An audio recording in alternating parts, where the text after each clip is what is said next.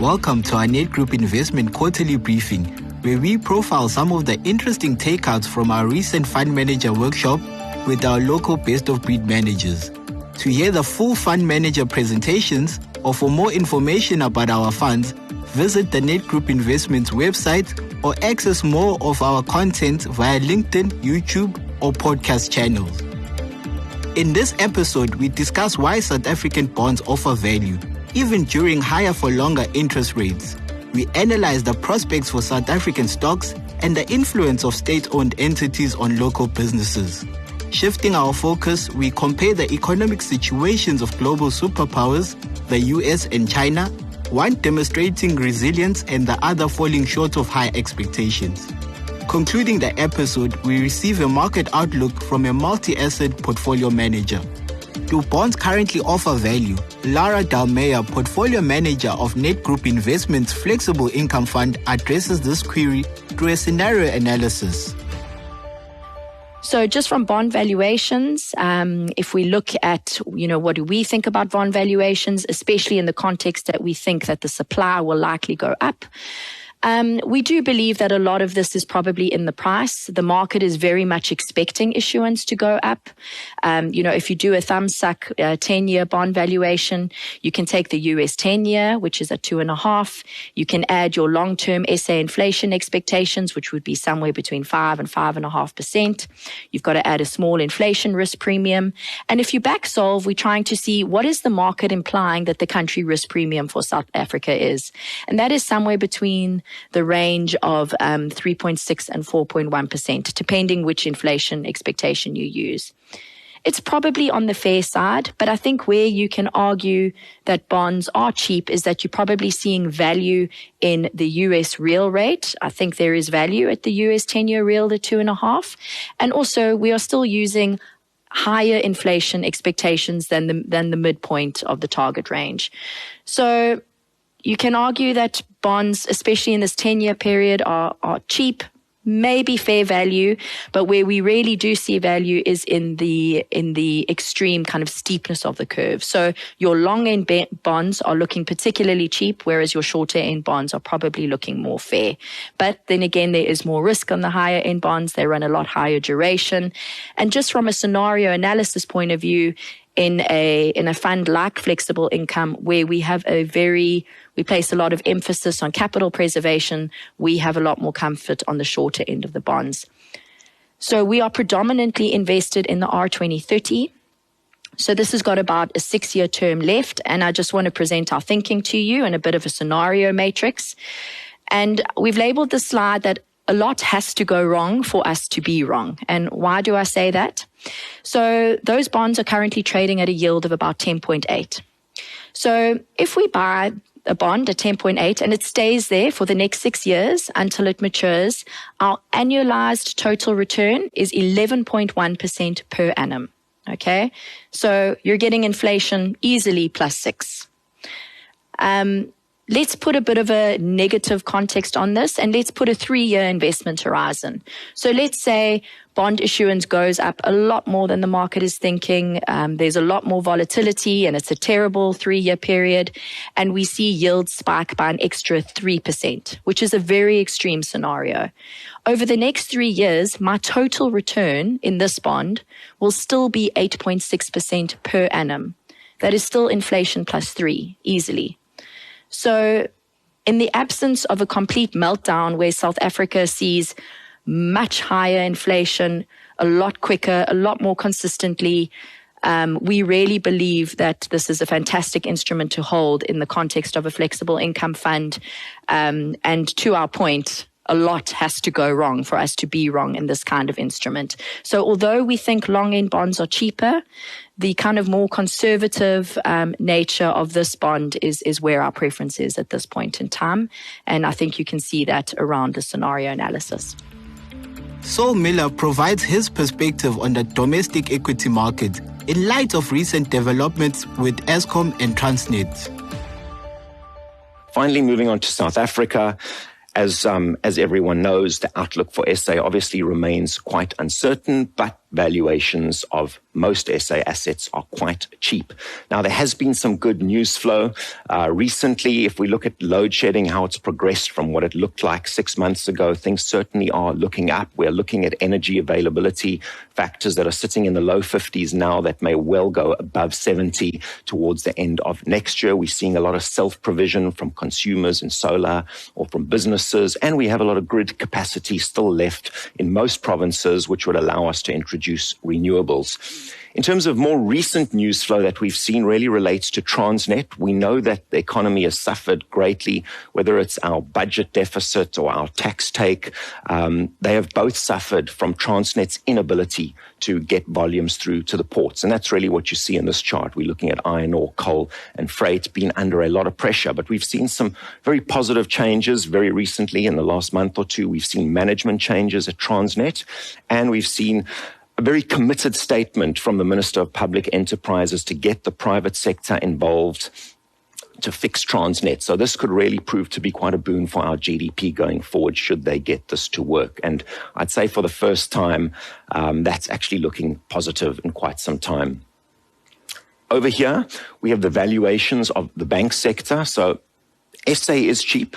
We've taken quite a lot of our SA exposure via banks. We like banks. First of all, their dividend yields are very generous, as you can see from this chart. But secondly, they are quasi-annuity type businesses. So we think their earnings and their dividend growth is quite defendable and should grow in excess of inflation. While South African state-owned enterprises have faced a lot of negative headlines in recent years, Dwayne Dipenda shares some positive developments within Transnet and its potential implications for the South African economy. Another big structural problem in South Africa has been logistics. We know that Transnet is struggling to operate. And over here, you can see a chart of Transnet volumes by millions of tons and how they've dropped off from 2020 down to where they are 2023. And that's overall general freight, coal freight, and iron ore. All areas under pressure, and that's because of Transnet struggling to operate, lack of locomotives, and obviously we know vandalism and cable theft across their network. What the government is doing is very interesting. They're also tackling this structural issue, firstly by setting up a asset management company that will really house all the state-owned enterprises. So that's a great first step. And that asset management company will have a private sector board participation, which is great as well. That should help isolate state-owned entities from political interference, step one, and also encourage private sector investment into state-owned entities. For instance, in Transnet, we have seen a preferred bidder announced for a JV at the Durban container port. Just keep in mind that container port alone accounts for 46% of South Africa's container traffic, which is very positive. So they can really make quite a large difference there. We've also recently heard that there's preferred bidders being looked at to run the Johannesburg to Durban container line. And obviously that's the major general freight line for South Africa. So if we can get preferred bidders and private sector participation there as well, that could really help change the picture you're seeing over here. So this is the next sort of structural change that we're watching quite closely after electricity and what we think can make quite a big difference. Just between electricity and logistics, that can add about 3% to South Africa's GDP. So for every stage of load shedding we see, that takes about 30 basis points of GDP growth of South Africa's GDP numbers. And logistics alone, this impact that you've seen here since 2020 is cost the economy about 2% of GDP. So just by solving these two, we can get the economy growing at above 2% once again. Nick Balkan provides an overview of why the US economy has displayed resilience. One of the biggest questions we always get is it hasn't come through into the real economy, meaning why has the US economy continued to grow? The 10 years up, equity markets are showing volatility, people are losing money on the bond side of things. But why is the US consumer, why is the US economy not falling over? So a large part of it is that most people have their mortgages fixed, meaning that their consumption and their disposable income still is very strong.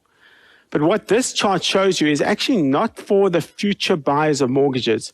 You can see that the mortgage rate for anyone who's coming into the market right now has jumped substantially. Almost the interest rate has doubled over the period. So you can see it was almost 3.5%. It's heading towards 7.5%, which means that anyone who's buying a new house in the US cannot afford it. So it's going to be a really slow bleed, but actually it's going to be a really big issue for the overall US economy into the future. So I would caution that the impact is yet to be felt, but absolutely looking forward, it's coming. There's almost a certainty in my mind as the future is never certain, but this is a high probability event that the US economy is going to face many headwinds, one of them being the mortgage rate in the US that the consumers will have to face. China's reopening has been underwhelming to say the least. Saul Miller articulates the path forward for this global superpower. The reopening for China has been quite disappointing, and there's obviously a lot of question marks going forward as to what form the stimulus will take. Now, debt growth, and here we're showing you the credit impulse, which is the rate of change of debt in China, has been quite muted, and it's not unsurprising. We know that gearing levels in China are very high, or debt to GDP levels are very high, and the government is trying to move the economy into more of a consumption-based economy and less of an investment one, which is very debt-intensive. Over here, what you have is imports into China, and we're using this rather than GDP growth because it is a far more reliable series. And what it really highlights is just how muted growth has been in China. And a lot of that really talks to the fact that the Chinese government hasn't managed to inspire consumer confidence yet.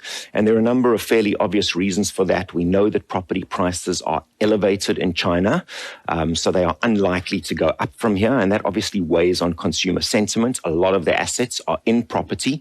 Secondly, they're quite worried about unemployment. And really that talks to the government's attitude and approach to business, which has been quite unfriendly. That has changed a bit. It's better than it was last year, but there's still quite a bit of uncertainty as to how they will treat corporates going forward. And obviously, geopolitical tensions and trade wars can weigh on corporates and hence also weigh on unemployment, which is a worry for consumers. There are some levers that are left to pull in China. Interest rates are very low in China, unlike the rest of the world. And so they can increase their debt levels. But given what I said earlier, I think that is reasonably unlikely at this stage. The other thing they can do is they can take debt from the local authorities and move it to the central government, which will free up the local authorities to operate a bit more effectively and invest more, which could also be helpful to the economy. And then the most obvious thing are just to continue to increase the transfers from government to consumers. And that can take many forms. Obvious examples would be lower taxation or improvements in welfare. But really the key point about China is the outlook does remain a bit murky. It is uncertain as to what foreigners will value Chinese assets at going forward. We like Tencent, which we obviously own via Naspers and Prosus. So what we have done, given this uncertainty, is we have hedged quite a bit of our position. Nick Balkan presents his rationale for including gold as a risk diversification strategy. Gold is a great way for us to have an insurance policy. Some people say the cost of the insurance has gone up, and I'd agree with that. But absolutely, when tough times come, you absolutely want things that are uncorrelated with the market. If the market goes down, hopefully gold goes up and provides a nice safety net for the overall portfolio.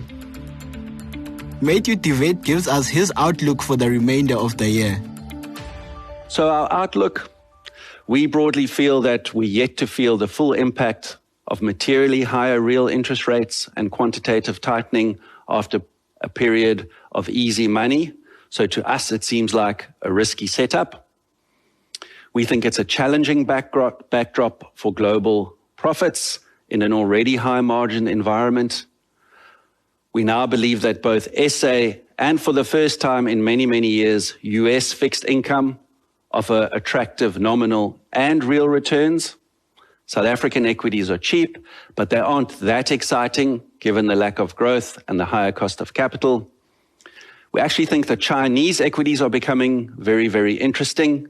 The valuations on some of those businesses are extremely low. They have lots of cash on their balance sheets and are looking to allocate capital in a more shareholder-friendly way.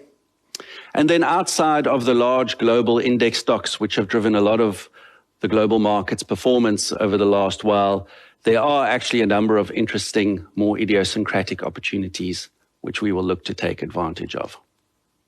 So in summary, we've kind of allocated the various asset classes to attractive, fair, and expensive. And what's encouraging is that in the attractive bucket, we now have SA bonds, SA equity, US bonds, and emerging market equities. So there are lots of areas in which we can find attractive investment opportunities and at the same time still manage to build a diversified, robust portfolio. You can access more information about all the fund manager workshops at Net Group Investments website, YouTube, or through our podcast channels on all major platforms. This has been your Net Group Investments quarterly briefing. Make sure to check back at the end of February 2024 for our next edition.